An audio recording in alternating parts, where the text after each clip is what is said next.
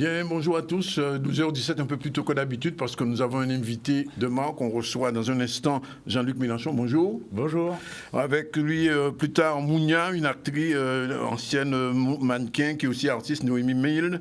Et puis, bien sûr, on aura nos rubriques culturelles, comme d'habitude. Sinon, l'actualité, c'était hier l'investiture du président de la CCI, l'ancien qui charge sur le nouveau, mais le nouveau, c'est l'ancien. Ça ne change pas. Mobilisation au CHU, on en parlera avec Michel Depape. Projet de cinémathèque numérique, très important. C'était aujourd'hui le Ciné-Suca, comme on appelle. L'inauguration, on en parlera. Et puis on fait un petit tour du côté des cadeaux de Noël. Alors, je vous l'ai dit, on reçoit spécialement un petit peu plus tôt parce qu'il a d'autres, un futur président de la République, il a d'autres engagements.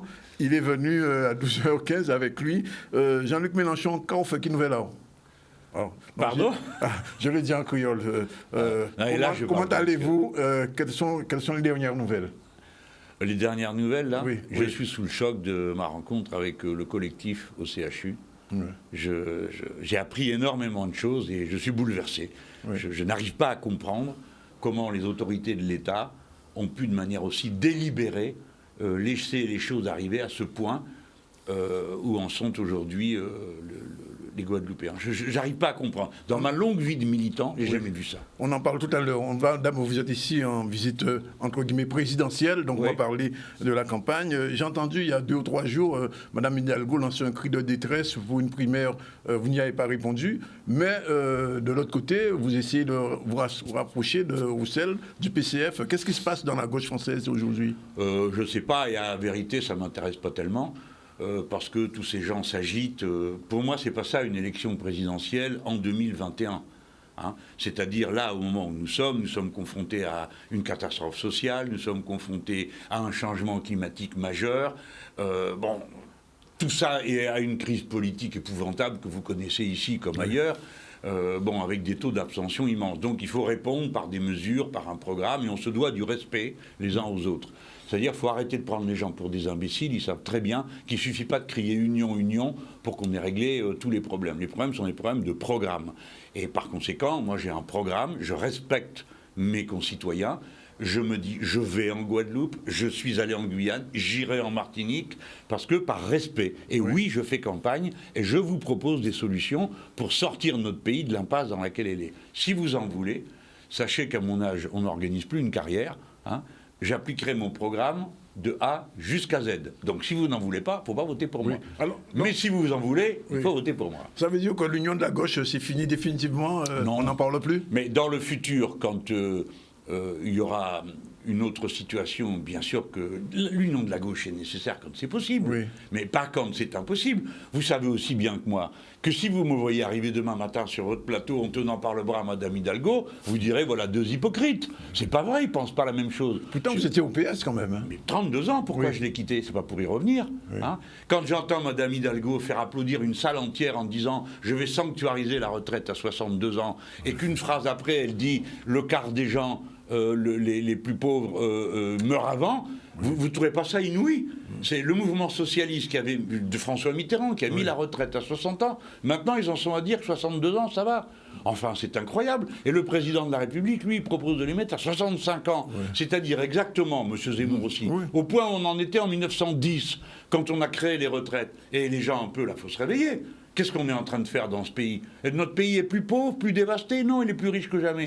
Comment se fait-il qu'on soit dans une telle situation? Voilà ce que j'ai à dire, moi. Je ne mentirai pas aux gens.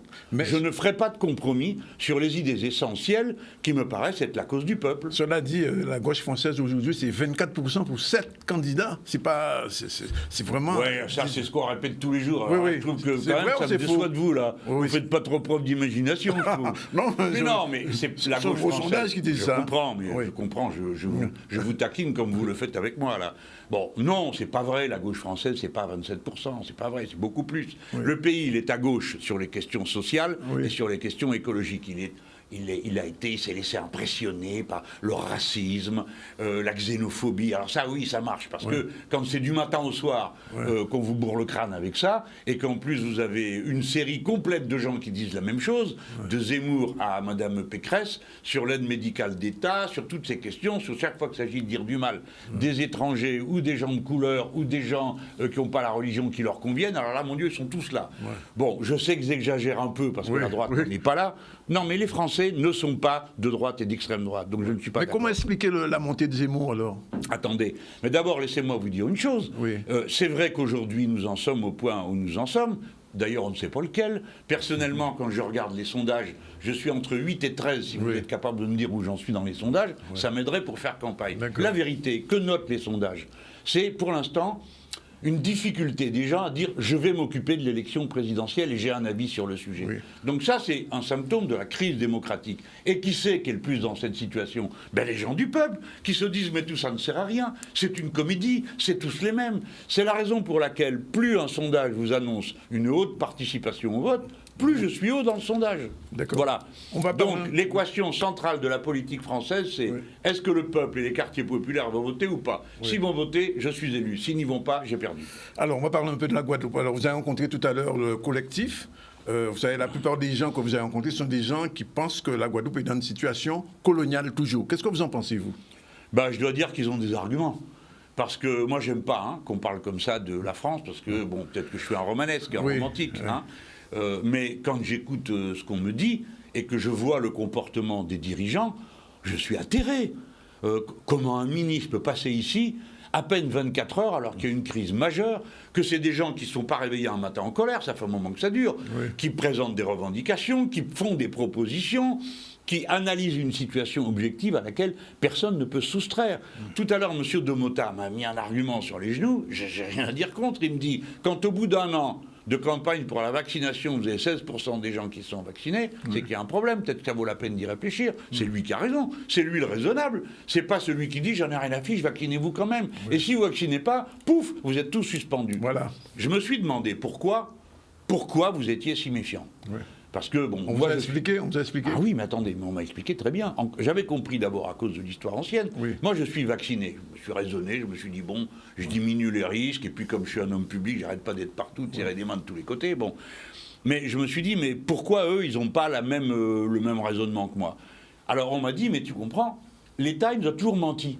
Il nous ment tout le temps, sur le chlordécone, sur ceci, sur cela.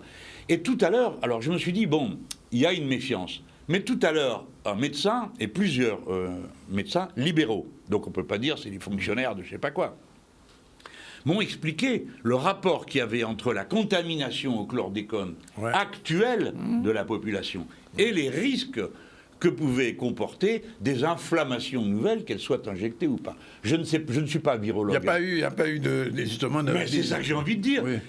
Imaginez-vous que c'est moi qui dirige. Je prends les décisions. J'aimerais bien savoir pourquoi je les prends. Je vais dire, écoutez, là, cette femme m'a dit que...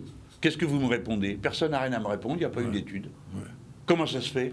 On manque de moyens d'étudier? Bien sûr que non.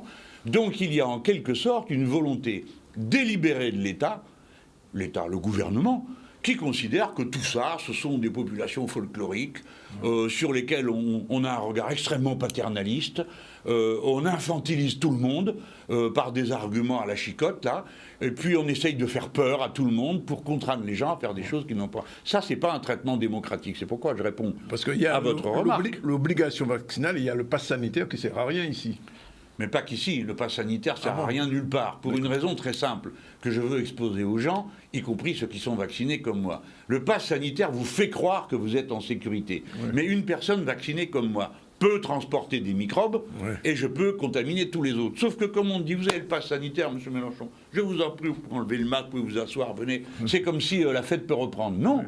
Alors, donc, le pass sanitaire nous met en danger. Ici, en Guadeloupe, vous avez obtenu le droit d'avoir des tests gratuits jusqu'à la fin du mois, 31 décembre. Oui, ben vous avez du pot, parce que dans l'Hexagone, rien. Alors donc les gens vont aller à la fête de famille, s'ils ne sont pas vaccinés, ben, ils n'ont qu'à aller d'abord se faire un test. 40 €. Personne ne peut prendre pour la famille entière des tests à 40 €. C'est clair. Et puis ici, pourquoi on a choisi la date du 31 décembre comme limite? Pourquoi? Qui est-ce qui a décidé un truc pareil? On leur a pas dit dans les bureaux que 31 décembre, c'est le réveillon? Voilà. Que les gens sont un peu chauds le 31 décembre. Donc c'est vraiment pas le moment où s'amuser à les mettre des couperets tels que suspendre les gens. Je veux dire enfin, pour terminer, c'est une mesure qui a tout désorganisé ici que de suspendre les gens.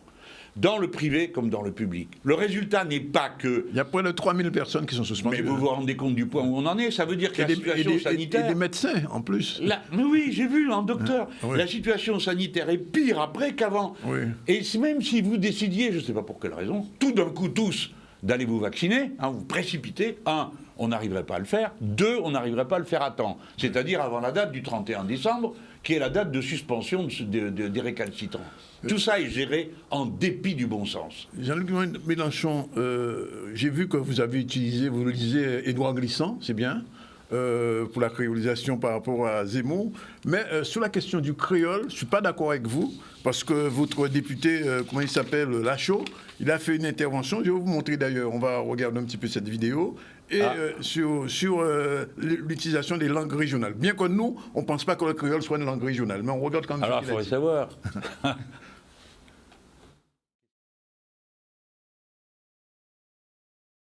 Dans de nombreux départements, ce qui manque n'est pas l'enseignement de langue régionale, que personne ne réclame vraiment, mais un enseignement du français, notamment pour les 60 000 élèves allophones. Aussi, nous ne pouvons qu'être favorables aux politiques de conservation du patrimoine linguistique. Mais cela souffre, comme tant d'autres domaines, des politiques d'austérité budgétaire qui font vache maigre de toutes les politiques culturelles et patrimoniales. Mais nous ne sommes pas favorables aux politiques qui cherchent à induire une rupture d'égalité d'une langue par rapport à une autre. Nous ne sommes pas favorables aux subventions publiques aux écoles privées hors contrat. Aussi, je ne pense pas qu'il faille céder à ces propositions au mieux incantatoires et pour le moins inutiles pour protéger des langues qui ne sont pas menacées par la loi. Ce qu'il faut protéger, au contraire, est l'unité et l'indivisibilité de la nation, la liberté du choix de l'enseignement d'une langue régionale ou d'une autre langue vivante, l'égalité de traitement des différentes langues et le maintien du français comme seule langue officielle, condition de la compréhension de toutes et tous, sans quoi nulle fraternité n'est possible. Je vous remercie. Alors pour Mais nous, qu'est-ce que vous avez contre ça? Nous, notre langue nationale, c'est le créole. Et alors, il a dit qu'il fallait préserver les langues régionales, les enseigner, et les que la seule subventionner. langue, c'est la langue française. Ah mais ça, c'est dans la Constitution. Oui. Mais pour nous. Vous avez la langue créole et la langue française est notre langue commune. Oui. C'est exactement ce que on est vient de dire. bilingue, on est bilingue ici. Non mais d'accord, mais c'est ce que vient de dire Lachaud. Oui. C'est-à-dire on a le français en commun, comme dans toute la francophonie. Oui. Je veux dire que c'est pas une propriété de Paris, le français. C'est 29 nations qui l'ont en langue. Oui. Si demain, supposons, je vais dire un truc comme ça, supposons que vous soyez indépendant, vous n'allez pas décider que vous parlerez plus français, vous parlerez créole et français. Les deux. On est bilingue. Voilà. On est bilingue. Mais c'est exactement ce que dit Lachaud. Mais vous avez voté contre la loi qui a été... Non, mais c'est autre chose. Cette loi, c'est un truc inventé par des gens de droite qui se sont trouvés un bon moyen de se donner l'air très souple pour rien. On a voté contre. Mais je retiens à dire solennellement que les Insoumis et moi-même, Jean-Luc Mélenchon, je suis partisan du bilinguisme ou du trilinguisme. Et que donc, si j'étais président de la République, vous aurez ici l'enseignement du créole, parce que c'est un des moyens, d'abord vous le parlez... On l'a déjà l'enseignement du créole. Mais c'est votre langue maternelle. Oui. Mais il faut l'enseigner aussi par écrit, de manière à ce que on règle les autres problèmes, notamment le problème de l'apprentissage du français. J'ai été prof, donc je sais un peu de quoi je parle. À propos du français. Vous aussi, vous avez été professeur. Donc vous savez comme moi... que le bilinguisme n'est pas un obstacle à l'apprentissage des langues. C'est le contraire. Vous et moi, on le sait, mais les gens, c'est contre-intuitif. Ils se disent « Ah, ben si vous apprenez le créole, vous n'apprendrez pas le français. » Mais non, vous n'avez rien compris. Il faut apprendre les deux. Jean-Luc Mélenchon, est-ce que vous avez déjà vos 500 signatures? Parce que j'ai cru comprendre que Zemmour ne les a pas. Et vous... Ah ben écoutez, moi, je ne les ai pas. Comment ça se fait? Eh bien, parce que c'est long. J'atteins aujourd'hui 330 signatures. Ce n'est pas assez. Ensuite, comme vous le savez sans doute, la campagne est extrêmement courte. Elle a été raccourcie de 15 jours. Donc, ça nous fait que 3 mois de campagne à partir de janvier. Vous connaissez la France comme moi. Jusqu'au 10 janvier, il ne faut rien demander à personne. Bon, donc ça va nous faire 3 mois pile de campagne. Et nous avons jusqu'à la fin février pour rassembler les signatures. Donc, je me permets, puisque vous m'en donnez l'occasion, de dire aux élus de la Guadeloupe que, pour l'instant, je n'ai pas eu l'impression qu'ils se précipitaient pour me parrainer. Peut-être leur a-t-on dit que cela reviendrait à me soutenir. Non, le parrainage n'est pas un soutien, c'est un devoir démocratique, parce que quelqu'un a décidé un jour que 500 élus parrainé, et si vous êtes parrainé par des élus, vous avez le droit d'être candidat. Oui. Pour l'instant, je n'ai pas encore ce droit. J'ai proposé dans une loi, une proposition de loi, que 150 000 signatures de citoyens qui s'engagent, ce soit l'équivalent. J'ai rassemblé 260 000 signatures. Ces 150 000, ce n'est pas mon invention, Oui. c'était celle d'une commission qui avait travaillé sur le sujet. Donc je suis en droit de dire, ça va maintenant, le système est assez monarchique, hein, ne l'aidez pas en refusant, non pas de me soutenir, mais de parrainer les gens pour qu'ils puissent être candidats. Vous imaginez l'élection où, pour finir, je n'aurais pas le droit d'être candidat. Alors les élus de la Guadeloupe, je leur demande respectueusement... Vous ferez pareil en Martinique? Eh bien, pareil, la Martinique, oui. La Guyane, ils m'ont bien aidé. J'ai reçu 15 parrainages, alors que j'en avais 0 avant. La Réunion aussi m'a bien parrainé. J'ai une quinzaine, je crois aussi, ou une douzaine de parrainages. Et ils ne l'ont pas fait. J'ai regardé un peu la liste. Ce n'est pas des gens tous qui me soutiennent. Hein, bon. Donc, la Guadeloupe, je demande aux élus, permettez-moi d'être candidat. Parce que ce ne serait pas juste que je ne le sois pas. J'ai été ici le 2e à la dernière élection présidentielle. Oui. Il me semble que ma candidature est sérieuse, puisque c'est ça qu'on leur demande, c'est de dire s'ils trouvent ça sérieux ou pas. Un petit mot, Jean-Luc Mélenchon, sur la Kanaky, ce qui s'est passé dimanche dernier. Un scandale. C'est une honte d'avoir fait ça. C'est la même chose que le traitement des Guadeloupéens. C'est une manière brutale, absurde de mener les coloniale, affaires. On va dire. Je vous laisse l'expression, parce qu'après, sinon, j'en ai pour 6 mois dans l'Hexagone avec ça. Mais franchement, après tant d'efforts, après 30 ans de travail, après des gens qui ne se supportaient pas parce qu'il y avait eu quand même des morts, oui. Et que la situation de la Nouvelle-Calédonie est une situation coloniale. Oui. Et vous savez pourquoi elle est coloniale ? Oui. Parce que la France l'a reconnue. Oui. La République française a voté à l'ONU et... Dans les accords de Nouméa, nous avons voté que c'était une situation coloniale. Donc il y a 2 peuples en Calédonie ou en Kanaky. Le Parlement de la Calédonie a voté qu'il s'appellerait Calédonie. Un jour, dans l'Assemblée nationale, j'ai dit la Kanaky. Alors on m'a dit, monsieur Mélenchon, on n'a pas le droit de parler comme ça, parce qu'on a voté. Je me suis incliné, j'ai dit, collègues, je ne savais pas qu'il y avait eu un vote, je m'incline, vous avez voté, c'est la majorité. Mais ce que je voudrais dire, c'est qu'actuellement, nous avons premièrement une provocation. Puisque les indépendantistes n'étaient pas d'accord avec la date, alors il ne fallait pas organiser le vote à ce moment-là. Oui. Parce que sinon, ça revient à dire que les uns ont eu raison contre les autres. Résultat, 40% seulement de participation à l'élection. Bien. Deuxième élément, il ne faut pas que le gouvernement se mette dans la tête, comme l'a dit abusivement le président Macron, que l'accord de Nouméa est arrivé à son terme juridique. Oui. Non, monsieur le président. Le terme juridique, c'est quand on aura changé la situation de la Calédonie dans un sens ou dans l'autre, oui. Mais surtout quand il y aura d'autres institutions, parce que l'actuel congrès du territoire, il est dans la Constitution française. Oui. Donc pas touche. Et que ce soit un indépendantiste qui préside l'Assemblée et un autre le gouvernement, si ça vous défrise, tant pis pour vous, parce que ça, c'est la démocratie sur ce territoire. Il vous reste 1 minute pour me répondre. Fabien Roussel, vous allez au revoir? Vous pouvez essayer de trouver un accord? Écoutez, c'est comme dans, vous savez, c'est comme dans un vieux couple. Oui. J'ai fait, elle a fait 2 campagnes présidentielles ensemble. Ils disent qu'ils ne veulent plus vous soutenir après 2 coups. Je ne vais pas casser la vaisselle en public, commencer à me tirer les cheveux avec lui. Je lui dis, les communistes sont mes camarades. On nous dit que vous ne ferez pas un score qui vous permettrait d'arriver au 2e tour. Oui, ben j'enrobe la chose pour que ça soit poli. Bon, faisons équipe ensemble, parce que vous, par contre, vous êtes en état de m'amener au 2e tour, d'autant qu'on est d'accord sur 90% du programme. J'ai vu que M. Roussel, l'autre jour, disait on a des personnalités différentes. Bah, si maintenant il faut avoir la même personnalité pour tomber d'accord, on n'est pas sorti de l'auberge. Hein. On ne peut même pas faire un gouvernement. Voilà, moi j'ai un bon programme, en partie connu des communistes et rédigé avec eux. J'ai une magnifique équipe. Nous avons de quoi faire un gouvernement, et même plusieurs, entre les communistes et nous. Par conséquent, allez, allons-y, soyons conquérants, on peut gagner. Ça va jusqu'aux écolos? Pardon? Ça va jusqu'aux écolos? Mais ça va avec tous ceux qui ont envie d'appliquer le programme. Qu'est-ce que je vais aller trier là-dedans, moi? Je vais prendre ma fourchette et puis trier dans l'assiette. Ouais. Ceux qui sont d'accord pour faire de la planification écologique, pour changer les institutions, même pour le nucléaire. Allez, venez, on sera jamais trop nombreux pour faire le travail. D'accord. Vous irez voir le préfet ici? Apparemment, je ne crois pas que mon emploi du temps le permette. Et puis, de toute façon, en général, c'est le préfet qui rencontre les parlementaires et pas l'inverse. Hein. Oui.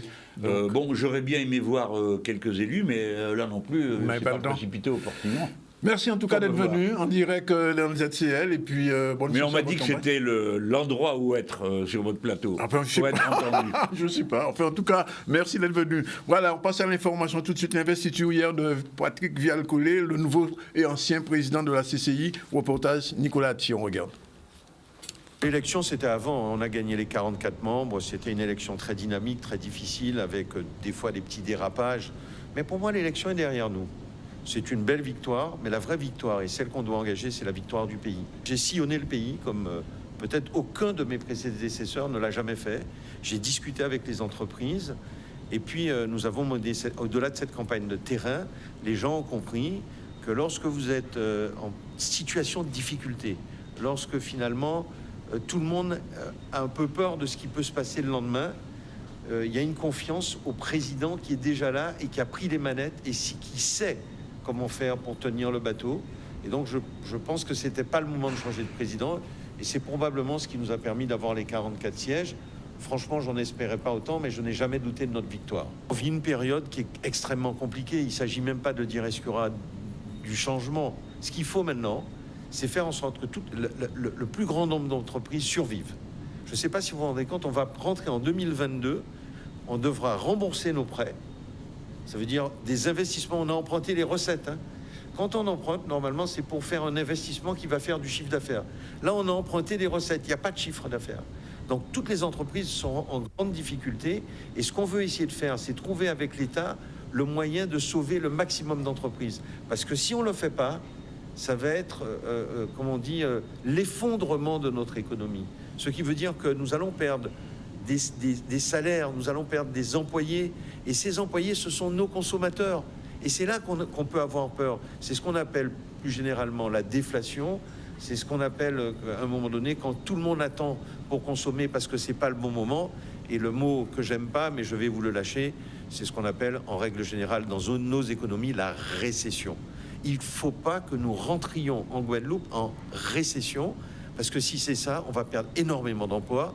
Et ça va être la catastrophe et la crise économique. On peut avoir un échec de négociation, ça n'implique pas qu'on recommence à barrer toutes les routes. Je pense que franchement, les Guadeloupéens n'accepteront pas qu'on puisse encore une fois, à cette veille de Noël, les priver de liberté. Cependant, je vais vous dire une chose, une négociation, il faut être deux.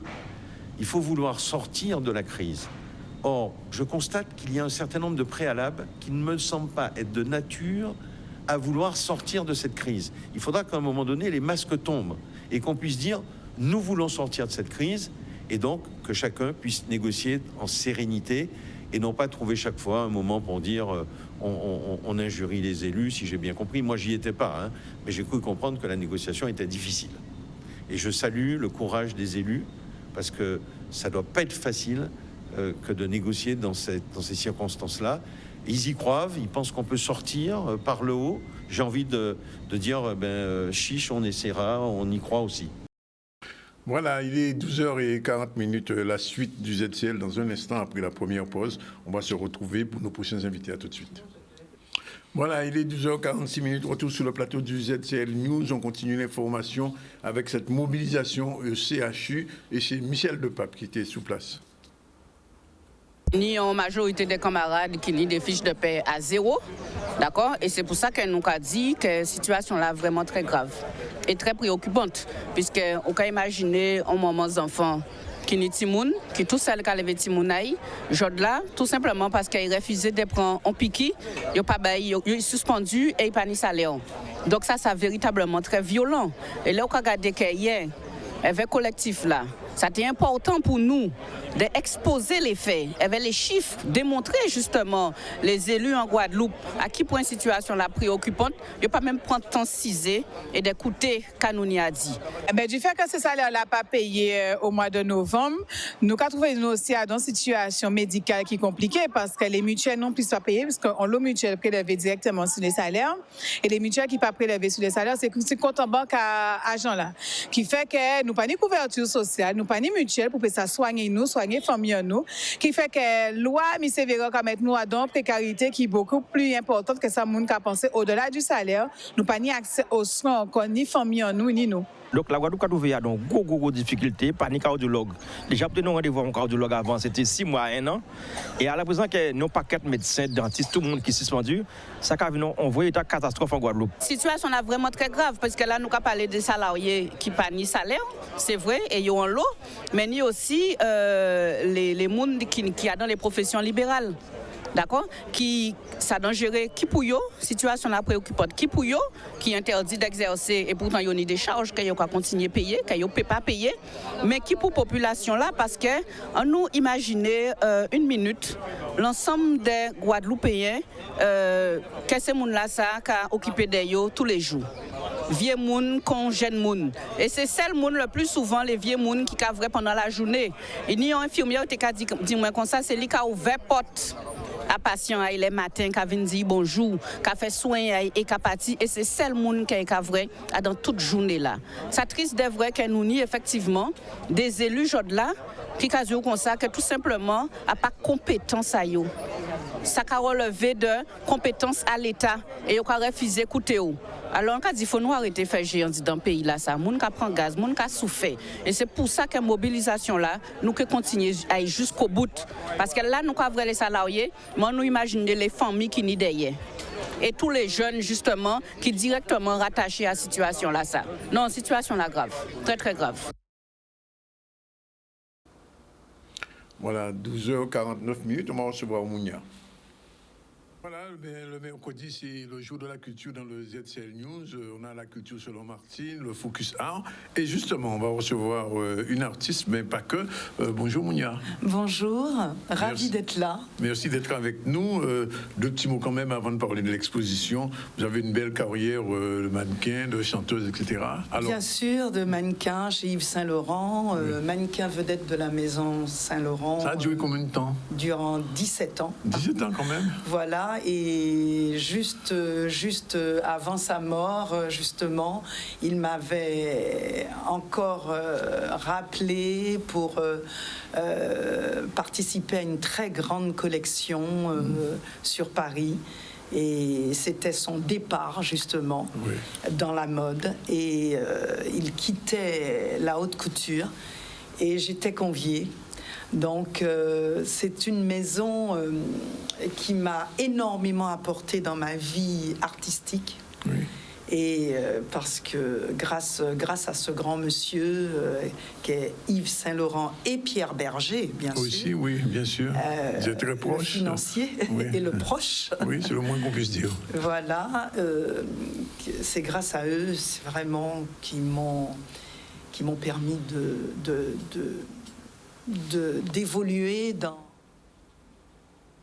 la peinture, de la mode et de la chanson. Justement, comment on passe de la mode à la chanson puis à la peinture? C'est une continuité des choses. C'est l'artistique, c'est l'art en général. C'est-à-dire que j'ai toujours chanté lorsque j'ai commencé la mode. Oui. J'ai jamais quitté la mode, vraiment. Et ensuite, j'ai toujours peint. Oui. Grâce à Bernard Buffet, grâce à de grands maîtres comme César, comme Henri Guédon de chez nous, de aussi, Martinique, et qui m'ont toujours qui m'ont incité à continuer parce que je n'y croyais pas vraiment. Et c'est à force de m'entendre dire que j'ai du talent, qu'il faut continuer, qu'il faut... Et moi, je voulais rentrer dans une école d'art. Carrément. Oui. À l'époque. Oui. Et je me souviendrai toujours, César m'a dit, le grand César m'a dit, mais Mounia, ne fais pas cette connerie d'aller t'asseoir à prendre des cours de dessin ou autre, ou de coloris, tu es une coloriste née. Et c'est grâce à cela, justement, à ce côté travaillant les couleurs, Et c'est grâce à cela que j'ai eu... d'ailleurs, j'ai été nommée et accepté dans Le milieu artistique. dans le milieu de la peinture, parce que c'est un milieu très dur, très j'imagine. pas du tout simple. Pas ouvert à tout le monde. Alors, Voilà. Et je suis cotée maintenant à Drouot d'accord. Ah, ben depuis ça, quelques années. C'est pour cela Alors, que vous je êtes dis ici parce par que rapport à... vous avez une expo à la Wawak après-demain. Oui. Alors, J'ai- quelle est la thématique que vous avez choisie cette année? Alors, c'est l'esprit totem. L'esprit Parce que totem. je suis fascinée par les totems, quels que soient, totems de la nature, de l'homme, les totems des animaux. Je suis très près aussi de la nature. Je suis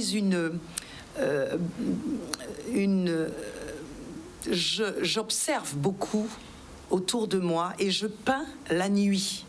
Ah bon? Je peins la nuit. Pourquoi la avec nuit? le bruitage de la nuit. Oui. Il y a un bruit spécial, il y a un cri spécial dans la nuit Oui. qui m'inspire et qui j'arrive à faire, à travailler mes thèmes, comme là, l'esprit totem.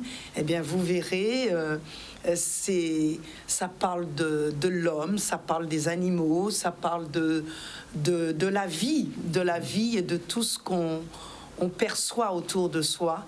Et ça, vous savez, la peinture a permis quelque part de mieux respirer, de mieux observer et de m'aimer davantage, d'avoir plus confiance en moi. Et à partir de cela, à partir de cette confiance que je me donne, que j'ai, comment dire, à partir de cette confiance, je peux mieux comprendre l'autre. D'accord. Comme disait Barbara Oui. hier, cette confiance, on peut mieux l'attribuer et l'accepter de l'autre. Et à partir du moment où on s'aime, Il faut d'abord s'aimer. il faut d'abord s'aimer. Oui. Absolument. On dit même il n'y a personne qui C'est- peut vous aimer plus que vous-même. Exactement. Et en vous aimant, Oui. les autres vont vous aimer, vont vous aimer, Oui. vont accepter et vous allez mieux accepter l'autre. D'accord. Et tout ça s'explique dans mon travail, à travers mes toiles, à travers tout ce que je fais artistiquement parlant, par exemple le chant, Oui. mes textes, mes coups de basse, Oui. parce que je fais de la basse aussi. Ah, vous faites de la basse Je aussi? fais de la basse, oui. Parce que j'ai connu un Depuis morceau, 4 c'était un petit peu reggae à l'époque. Voilà, Oui, c'est ça, oui. c'est ça. Maintenant, je peux bon? vraiment jouer D'accord. à la basse. J'ai d'ailleurs une petite basse. Oui. Je passe du coq à Oui, l'âne. oui, c'est normal. J'ai une petite basse cubaine et je l'ai rachetée au bassiste de Malavoie. D'accord. Oui, ce grand monsieur, ce grand bassiste. Ouais. Et vraiment, j'adore le son de cette petite basse. Donc ça veut dire, Mounia, que outre la peinture, la musique continue. La musique continue. Ah oui, je pourrais pas faire Pas sans musique. encore en concert. Non? J'ai fait un concert à Paris. Oui. Oui, à Paris, mais depuis le Covid, la compliqué, Covid ou c'est le com- Covid, oui, on le dit les Covid, deux. hein. Covid, qui dit Covid, là, qui dit Covid. Exactement. On joue Rien. plus. Oui. On joue ça, plus, ça reviendra, vous reviendrez sur la. Ben, j'espère, parce que c'est une libération de chanter, de voir son public c'est une sorte d'émotion, mais vraiment divine. Mounia, une dernière chose. Oui. Il y a l'exposition de la peinture, mais en même temps, vous faites une sorte de happening musical. Absolument. Je fais un happening pour montrer à mon public D'ailleurs, je vous invite vraiment le 16 décembre, jeudi 16 décembre, à l'Arorac, à partir de 18h, parce que mon happening commence à 18h. D'accord. Vous n'avez pas de couvre-feu ici? Non, on n'a pas de couvre-feu. Bon, Dieu merci. Oui, pas comme en Martinique. Parce qu'à la Martinique... L'expo dure jusqu'à quand? Jusqu'au... pas longtemps, une semaine et demie. Combien de tableaux? Jusqu'au 24, il y a une trentaine de tableaux. Et de plateaux, de traits de nos aïeux. Oui. Vous allez voir que vous pouvez mettre sur vos murs comme un tableau ou encore sur un beau tapis persan, par exemple, par terre. Vous pouvez vous en servir comme... Vous verrez, je tiens à vous inviter tous à venir nombreux. Welcome, Mounia, et merci d'être venu. Merci. Et on prend rendez-vous à l'inauguration, l'exposition, cette exposition de tous les totems. Jeudi 16. Oui, jeudi 16 à partir de 18h pour le happening. Et si on vous dit que vous êtes vous-même un totem. Et on terminera là. Voilà. Merci. Merci bientôt. Beaucoup. À bientôt. Voilà, c'est fini pour Mounia. Et puis on continue le ZCL News. À tout de suite. Oui, effectivement, il est 12h59. On prend la deuxième pause et on se retrouve tout à l'heure avec Sandrine Alexis, la chronique Focusard. Mais aussi, on va retrouver Noémie Milne pour sa chronique. Je dépose ça là. C'est tout à l'heure, après la pause. Voilà, il est exactement 13h07. Je vous l'ai dit, le mercredi, c'est le jour de la culture. Tout à l'heure, on parlait avec Mounia qui ouvre son expo demain à 6h. Vous irez, Sandrine, bonjour. Bonjour, David. Bonjour, Sandrine, ça va? Oui, ça va. J'aime votre sourire quand vous êtes de bonne humeur. Ça va? Oui, ça va, merci. Bien reposé? Oui. Puisque ça fait un mois qu'on ne vous a pas vu au ZCL. Hein? C'est vrai, autant de temps? Ça fait un mois, oui. Ah, bah dis donc. D'accord. Donc vous êtes de retour? Oui, c'est ça. Pour combien de temps? Jusqu'à la fin. Jusqu'à la fin? De la saison. Au moins jusqu'à la fin, jusqu'à 13h15. Bien. Alors, aujourd'hui, on va parler de qui? Ah non, alors, oui, avant le générique, on parle de qui? Ouais. Avant le générique? Oui. De Yelena Ursel. Comment ça? Yelena Ursel? C'est ça. C'est une Guadeloupéenne? Bien sûr. Bon, générique du Focuseur, c'est parti.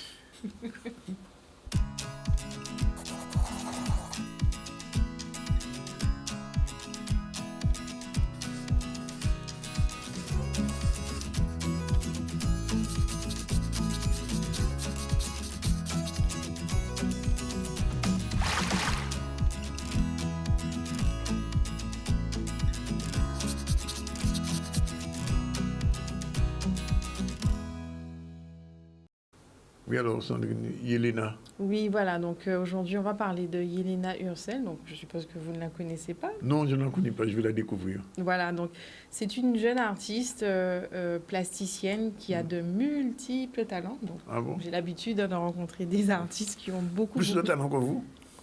Plus de talent que moi, oui. C'est vrai? Oui, plus de talent que moi. Et du coup, en fait, comme je dis, hein, c'est une plasticienne qui est militante pour sa patrie, donc militante pour la nation guadeloupéenne. Pour la nation guadeloupéenne, voilà. C'est bien, c'est bon signe. Elle se bat aux côtés de beaucoup d'artistes guadeloupéens et en ce moment, elle s'est installée avec d'autres artistes au Centre des Arts. Ah, donc elle est en résistance? Elle est en résistance. Ah, mais c'est bon, depuis c'est mon gros ça, d'accord, avec vous. Donc justement, je l'ai rencontrée à cette occasion au Centre des Arts où elle m'a fait découvrir en fait son univers, ses tableaux, ses pensées, ses émotions, ses idées, donc voilà. Mais pourquoi elle est au Centre des Arts alors? Eh bien, c'était son lieu de prédilection. En fait, elle a pris du temps, elle a eu un petit moment de réflexion quand même. Mais étant donné qu'elle y a étudié les arts pendant de longues années, c'est aussi un lieu de souvenir aussi. Donc, elle s'est dit oui, elle y va. Et elle y est depuis quelques mois. Comme je l'ai dit tout à l'heure, c'est en dehors de la peinture, elle fait aussi autre chose qu'on va découvrir tout à l'heure. Donc, elle danse. Elle danse? Oui, elle fait de la danse. D'accord. Donc voilà. Je propose qu'on puisse découvrir qui est Yelena dans la première partie du reportage. C'est parti pour 8 minutes.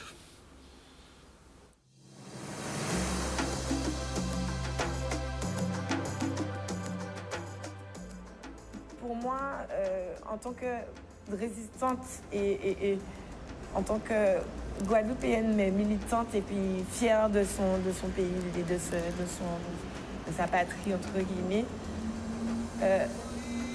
Il fallait qu'on ait une vitrine ici et qu'on se batte pour elle. Donc, c'est venu comme une évidence d'être ici et de se battre pour avoir notre espace de vie, de travail, pour que la culture reprenne toute sa place en Guadeloupe, en fait. Voilà.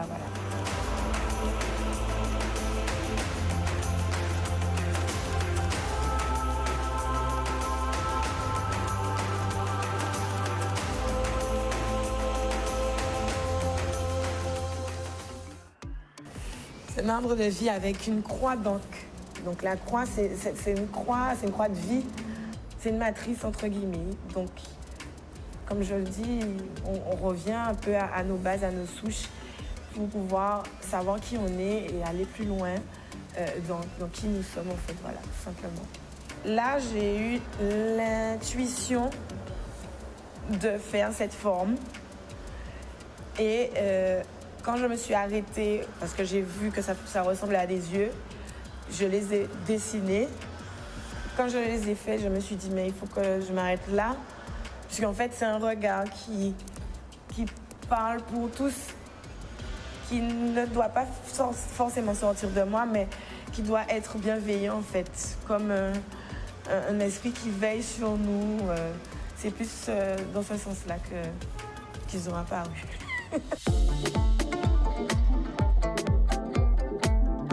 Cette œuvre-là, elle représente une guerrière qui a tellement souffert, mais qui est quand même là, malgré tout, et qui est super debout. Alors c'est une Ewa guerrière, c'est la Mama Ewa. Je l'ai appelée comme ça pour moi-même, puisque elle un peu me représente, elle fait partie de mes moi intérieurs, entre guillemets. Mama Ewa, c'est vraiment la maman qui est potomitan en Guadeloupe, qui n'est pas ébranlée en fait, qui va toujours se relever, qui va toujours avoir des solutions, qui va toujours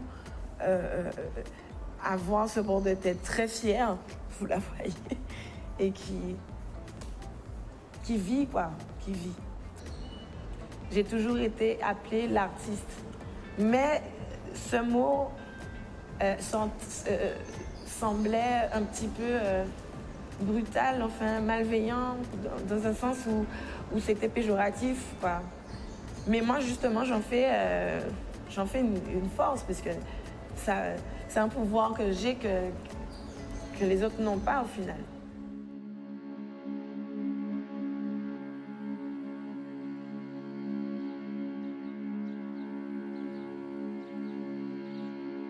C'est une femme noire qui représente, qui m'a, moi en tout cas, bien parlé, puisqu'elle représente la guerrière. Elle représente une guerrière. Une œuvre que j'ai faite pour mon père. Ouais, c'est sa première œuvre.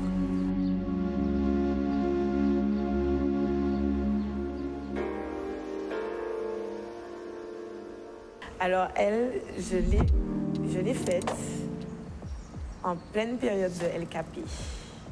C'est un autoportrait qui me représente dans ce flux de résistance, parce qu'il y a toujours ce mot, il est toujours présent.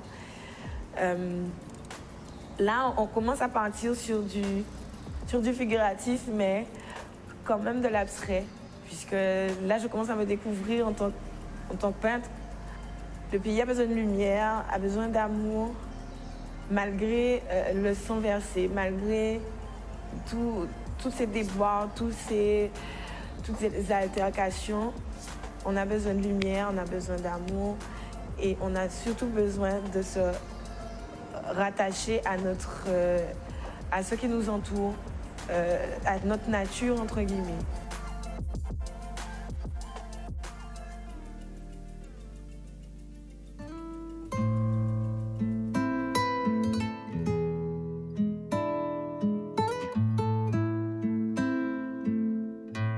Ça fait partie d'une phase de dépression, celle-là. Petite phase de dépression. Tout ce qu'il y avait autour de moi à ce moment-là, ça représentait tout une recherche de bien-être, d'équilibre. Et en fait, tout ce qu'il y a autour dans l'esprit fait que la personne retrouve enfin toutes ses couleurs et retrouve sa réalité, en fait, son vrai soi. C'est quelque chose qui nous entoure comme, entre guillemets, le Christ avec son auréole. Donc c'est quelque chose de divin qui est plus puissant que nous-mêmes, quoi. Et qui dégouline limite, parce qu'en fait, voilà, il y a des coulures, il y a tout ça. Et vraiment, c'est quelque chose qui vient, qui est inné, qui tombe, pas du ciel, mais oui, puisqu'on fait partie du ciel et de tout ça. Donc, c'est vraiment pour que ça puisse nous englober aussi dans le corps, voilà. C'est ça.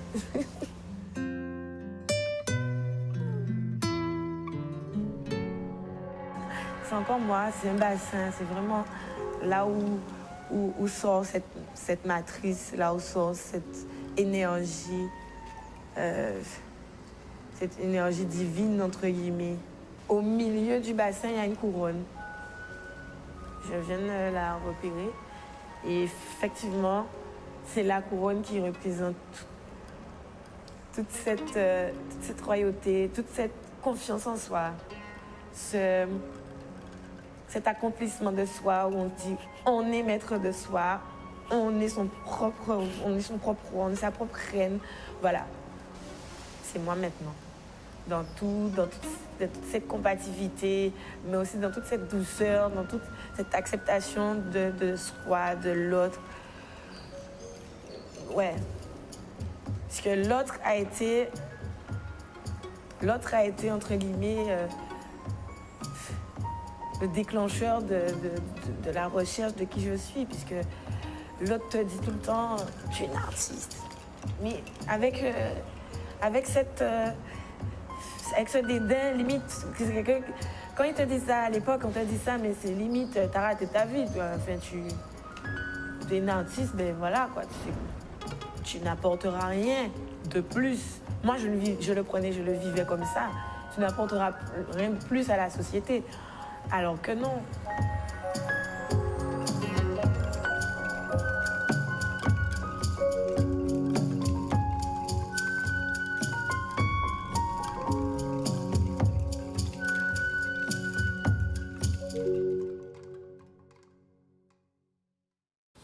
Voilà, effectivement, c'est bon travail, effectivement, pour cette jeune artiste que je connais bien, finalement.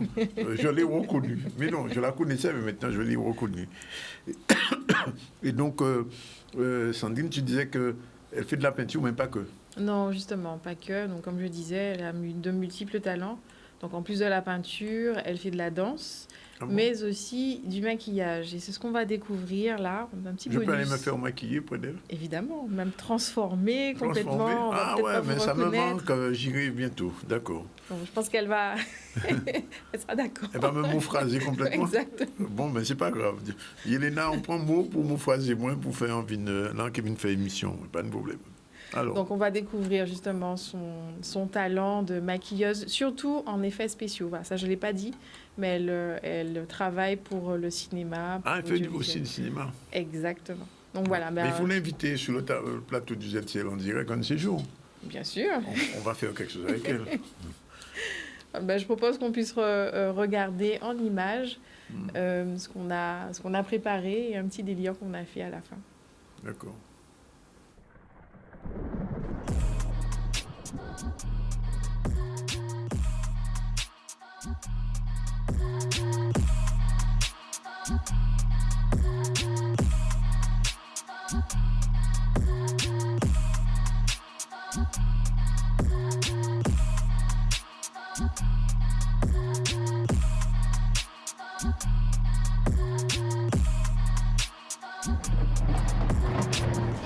Si vous voulez être roi,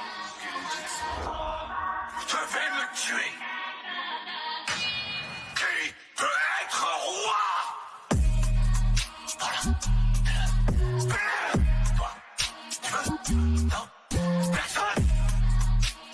regarde, ils ne me soutiennent plus.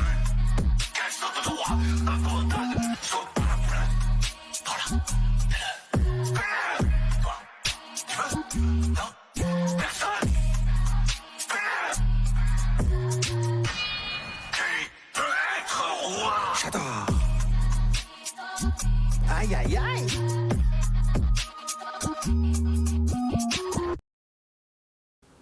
C'est tout, malheureusement. C'était un peu bref, mais enfin bon, on a apprécié. Et donc, on la reverra, mais de toute manière, c'est prévu qu'on la revoie ici. On a son contact même, tout ça. Oui, c'est ça. Donc, si vous voulez rentrer en contact justement avec Yelena, donc elle a un compte Instagram, donc c'est Yelnart01, donc j'épelle, YELNART01. 2 L, il y a 2 L. Hein. 2 L. 2 L. C'est ce que je vois. Oui, non, il y a plusieurs adresses. D'accord. Sinon, il y a Yelas Makeup 01, donc j'épelle rapidement, YE2LAS Makeup, donc MAKEUP 01. Et vous pouvez aussi la contacter au 0690 53 83 13. Bien. Voilà. Ben, c'est noté. Bien, merci pour ce Focus Art. Le prochain invité, comme d'habitude. Surprise. Surprise, bien évidemment. Avec Sandrine, c'est la surprise. Alors, il n'y a pas de surprise. Par contre, on va revenir sur une chroniqueuse qu'on connaît, qui est une jeune, elle s'appelle Noémie Milne. Et elle nous a fait une petite chronique sur un événement qui a eu lieu il y a un peu plus d'1 an. C'était l'assassinat, il faut dire, le meurtre, en tout cas la mort de Claude Jean-Pierre à Pointe-Noire. C'était en novembre l'année dernière. 1 an après, nous savons toujours qu'à y passer. Les gendarmes n'ont pas été arrêtés, ni rien du tout. Et donc, Noémie a fait un petit topo là-dessus. On regarde un peu. Voilà, je dépose ça là avec Noémie. On retrouve. Bonjour Noémie. Bonjour. Comme toujours, générique, et puis on revient vers elle. Du 32 qui est sur Twitter qui va me dire si j'ai le droit de parler ou pas. Prennent des images des enfants, les mettent sur des forums ou sur des sites pédophiles. Les sargasses ne sont pas encore considérés comme des catastrophes naturelles, alors qu'il y a des gens qui ne peuvent pas rester chez eux. Alors, bonjour Antoine Noémie, et on va parler d'un sujet qui a fait la une de l'actualité et qui n'est toujours pas résolu. Voilà, c'est ça. Donc, c'est un hommage à Monsieur Claude Jean-Pierre, un retraité de 67 ans qui est décédé il y a déjà plus d'1 an, suite à un contrôle routier. Novembre, je crois. Oui, alors le contrôle s'est effectué le 21 novembre 2020, mais il est décédé le 3 décembre 2020. Ouais. Du coup, on va expliquer tout ça, donc les conséquences de son décès et aussi la suite des événements. Donc, comme je l'ai expliqué, ça s'est déroulé lors d'un contrôle de gendarmerie dans la commune de Dieppe. Donc, on peut voir la vidéo. On va voir la vidéo, justement. Les faits se sont déroulés le 21 novembre dernier à Dieppe, une petite commune de Guadeloupe. La voiture de Claude Jean-Pierre est arrêtée par les gendarmes. Ils veulent le soumettre à un test d'alcoolémie. Claude Jean-Pierre obtempère. À aucun moment dans les images, il ne donne l'impression de vouloir se soustraire aux demandes des agents. Quelques instants plus tard, les gendarmes s'approchent une nouvelle fois. Ils veulent le sortir de la voiture. Ils le tirent et le bousculent violemment. Après son extraction du véhicule, Claude Jean-Pierre gît inerte sur le sol. En observant le minuteur de la caméra, on constate que la victime va rester allongée en plein soleil pendant 15 minutes avant l'arrivée des pompiers. Il lui pose après 5 minutes un chapeau sur la tête pour le protéger du soleil. Un gendarme maintient le couvre-chef avec son pied. Alors voilà, donc un petit peu c'est fait, mais finalement, il n'y a pas eu enquête, enfin on ne sait pas ce qui se passe depuis. Alors une enquête a été ouverte justement pour homicide involontaire, mais jusqu'alors on ne sait toujours pas si les gendarmes continuent ou non d'exercer et ils n'ont toujours pas été condamnés. Puisque après ce contrôle, du coup, on a vu les images, on a vu que c'était assez violent. Donc la victime a été transportée au CHU de Pointe-à-Pitre et lorsqu'il est arrivé au CHU, les médecins ont découvert qu'il avait une double fracture des vertèbres cervicales qui ont entraîné aussi une compression de la moelle épinière. Du coup, il est arrivé à l'hôpital tétraplégique et 12 jours plus tard, donc le 3 décembre 2020, il décède Donc de la suite de ces blessures. Et il y a plusieurs interrogations qui ne sont toujours pas résolues, à savoir pourquoi un contrôle aussi violent pour un contrôle d'alcoolémie. Pour l'extraction de son véhicule. Voilà, pour l'extraction. Pourquoi le gendarme a-t-il enfilé son gilet pare-balles, puisqu'on voit au début de la vidéo qu'il n'a pas de gilet pare-balles, et ensuite on voit qu'il met son gilet avant de l'extraire. Aussi de savoir pourquoi ces gendarmes n'ont pas été condamnés. Donc, on sait que la justice prend quand même un peu de temps, mais dans ce cas-là, sont-ils suspendus ou continuent-ils d'exercer, puisque la famille souhaite avoir des réponses, et je pense que la population aussi, et ça s'est produit quand même chez nous, dans la commune de Déhay. Donc ce ne sont pas des choses qui arrivent uniquement ailleurs, ça s'est produit ici, et voilà, on va faire des rappels jusqu'à ce que justice soit faite et jusqu'à ce que des réponses soient obtenues. Alors, il faut dire que la famille s'est mobilisée. Il y a eu un collectif qui a été créé, un collectif d'avocats qui ont demandé des éléments sur cette affaire. Et au jour d'aujourd'hui, d'après ce conseil, le procureur a fait 2 ou 3 rencontres avec la presse, mais aucun élément réel n'a été donné pour même une mise en examen pour homicide involontaire des gendarmes. Enfin, je dis au cas où. Donc ça veut dire que cette affaire, 1 an après, on est toujours dans le brouillard. Voilà, c'est ça. Donc les gendarmes ont le statut de témoin assisté maintenant. Mais encore une fois, on ne sait pas s'ils continuent d'exercer ou non, et ils n'ont en tout cas pas été condamnés à l'heure où je vous parle. Donc ça, c'est vrai que c'est assez inadmissible. Et surtout, on aimerait comprendre pourquoi une telle violence, pourquoi le gilet pare-balles, si la personne avait l'air assez calme. C'est vrai que sur les vidéos, on ne voit pas forcément de réticence ou de violence de la part de Claude Jean-Pierre, qui était cependant alcoolisé.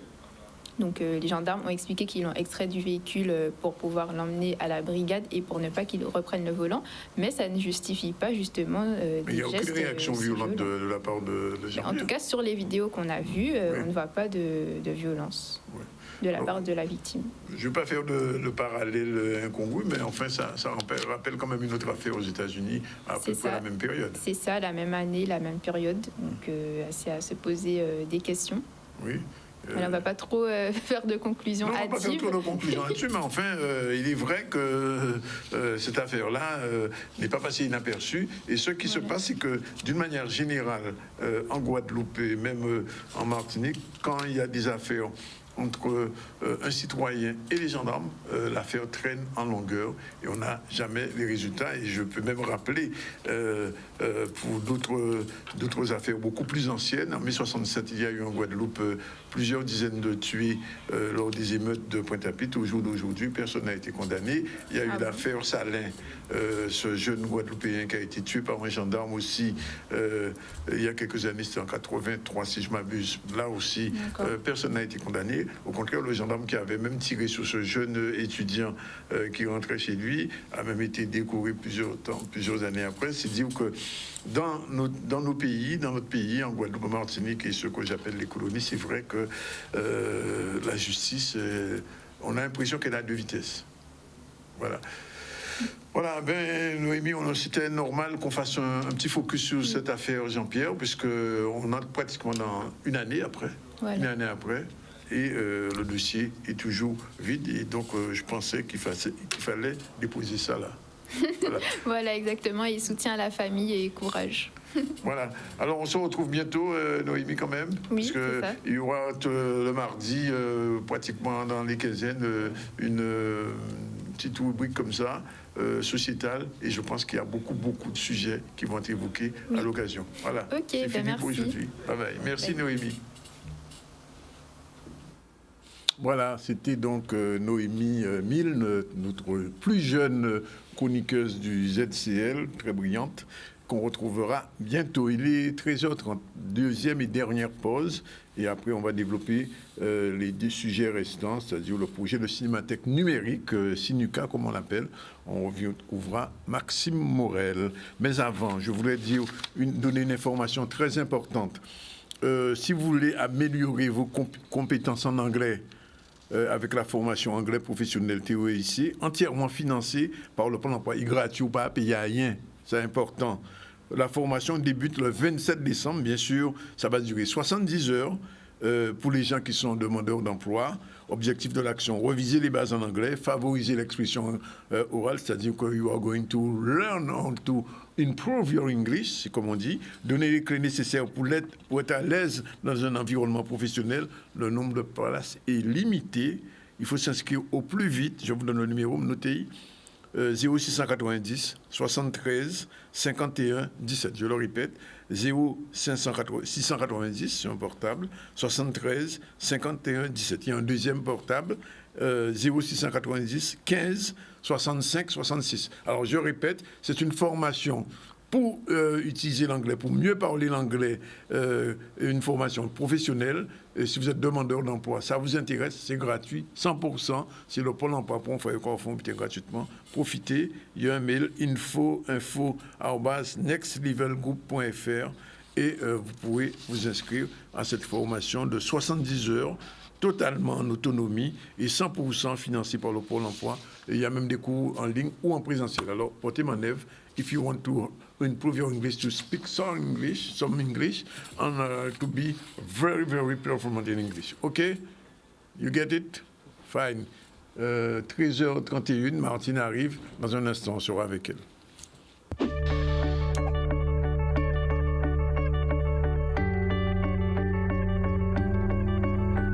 Je fais ce métier depuis 14 ans, puisque en tant que future maman, j'ai poussé les portes de mon entreprise pour y être adhérente. J'avais alors 23 ans et j'étais soucieuse de protéger mes proches, être responsable de ma santé. Alors moi, ce que je préfère dans mon travail, c'est la formation de mes équipes, c'est les tirer vers le haut. Mon objectif professionnel aujourd'hui, c'est de m'épanouir dans mes missions, de pouvoir apporter aux Antillais, en tout cas, une protection sociale adaptée à leurs besoins. L'AMMG, c'est vous, c'est nous, et ce depuis 88 ans.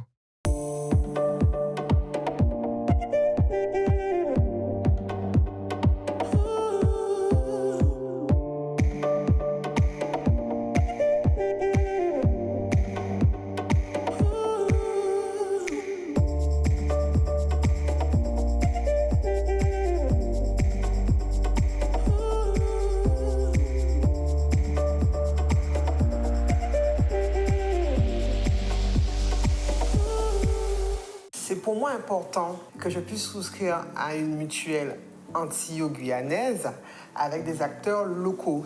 Mon conseiller, il s'est vraiment axé sur mes besoins, sur mon activité. Il m'a posé plein de questions pour savoir ce que vraiment j'avais besoin. On n'a pas le temps d'aller faire la queue à l'agence. Donc c'est un énorme atout d'avoir un conseiller mutualiste privilégié. Je n'ai pas à attendre, ça facilite la vie. L'AMMG, c'est vous, c'est nous, et ce depuis 88 ans.